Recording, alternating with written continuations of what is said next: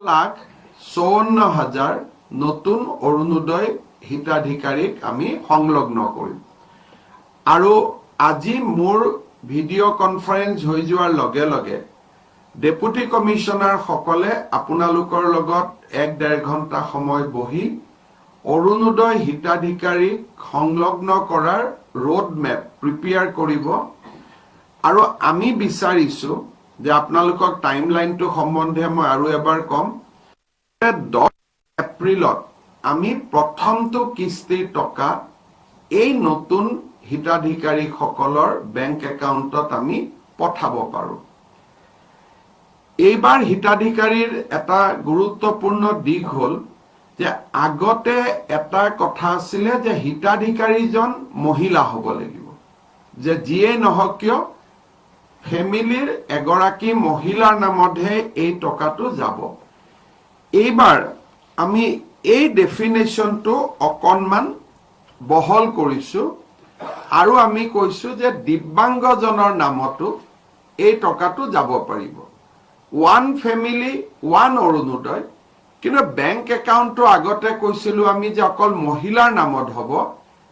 আমি কৈছো যে যদি ফেমিলিত দিব্যাংগ আছে বা ট্ৰান্সজেন্ডাৰ আছে তেওঁলোকৰ নামতো এই অৰুণোদয় হিতাধিকাৰী আমাৰ যাব পাৰিব। ডিসি সকলৰ বাবে যেটো ডিসক্ৰিপশনাৰী কোটা ৰখা হৈছে, বৃদ্ধাশ্ৰমত যদি বৃদ্ধ আছে, বৃদ্ধা নহয় বৃদ্ধ আছে, আমি বৃদ্ধকো অকল এটা ক্যাটেগৰীত পুৰুষ বাকি পুৰুষ সোমাব। So এই পইণ্টটো আপোনালোকে ঠিক কৰিব, but this is only from the quota of deputy commissioner.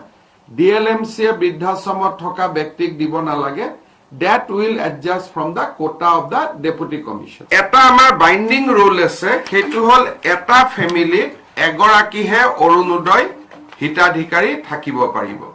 এই লাইনটো আমি কিয় লিখিছো যে দীনদয়াল পেনশন আৰু বিধৱা পেনশন অৰুণোদয়ত মাৰ্জ হোৱাৰ পিছত হয়তো এখন ফেমিলিত দুটা অৰুণোদয় পাই আছিল, দীনদয়াল এটাই পাই আছিল, এগৰাকী অৰুণোদয় পাই আছিল।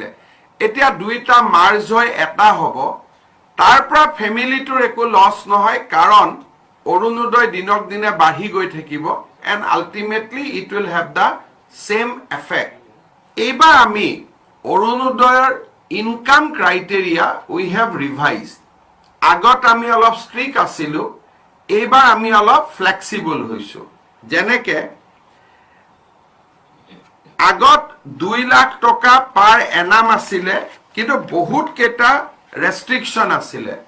যেনেকে ফৰ্মাৰ মেম্বাৰ্স অফ PRI আগতে নাপাইছিলে।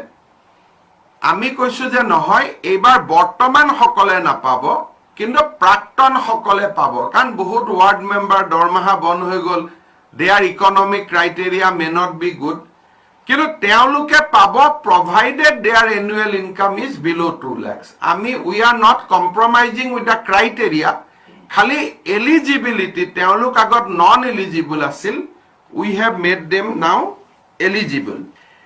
এইবাৰ আমাৰ eligibility আমি কেইটামান আৰু এক্সপান্ড কৰিছো। আগতে আছিল গাঁৱত 7 বিঘা মাটি, এইবাৰ আমি গাঁৱত 15 বিঘা মাটিলৈকে আমি আগুৱাই দিছো। সৰু সৰু টাউন বিলাকত আগতে আছিলে একঠা মাটি, এইবাৰ আমি 3 কঠালৈকে লৈ গৈছো, আৰু কামৰূপ মেট্ৰত 1.5 কঠা মাটি থাকিলেও অৰুণোদয় পাব পাৰে। আগতে আমি 2 হুইলাৰ 4 হুইলাৰ দুইটা থাকিলে নোপোৱা কৰিছিলো, এইবাৰ আমি কৈছো যে নহয়, 2 হুইলাৰ থাকিলে পাব, 4 হুইলাৰ থাকিলে নাপাব। আগতে আমি কৈছিলো যে ৰেফ্ৰিজাৰেটৰ এয়াৰ কণ্ডিশনাৰ দুইটা থাকিলে নাপাব, এইবাৰ আমি কৈছো অকল এয়াৰ কণ্ডিশন থাকিলে নাপাব। আমি ৰেফ্ৰিজাৰেটৰৰ পাৰ্টটো আমি উইথড্ৰ কৰিছো। এতিয়া আৰু এটা আমাৰ ইয়াতে ডাঙৰ ক্ৰাইটেৰিয়া এটা হ'ল কি, যে tractor is also a vehicle, কিন্তু ট্ৰেক্টৰৰ তেওঁ মালিক হলে নাপাব। কিন্তু যদি সেলফ হেল্প গ্ৰুপ হিচাপত ট্ৰেক্টৰখন কিনিছে, owner is a self help group member, তেওঁৰ ঘৰত ট্ৰেক্টৰখন আছে, তেওঁ কিন্তু পাব, কাৰণ সেই ট্ৰেক্টৰখন তেওঁৰ নহয়, it is owned by a cooperative society or by a self-help group.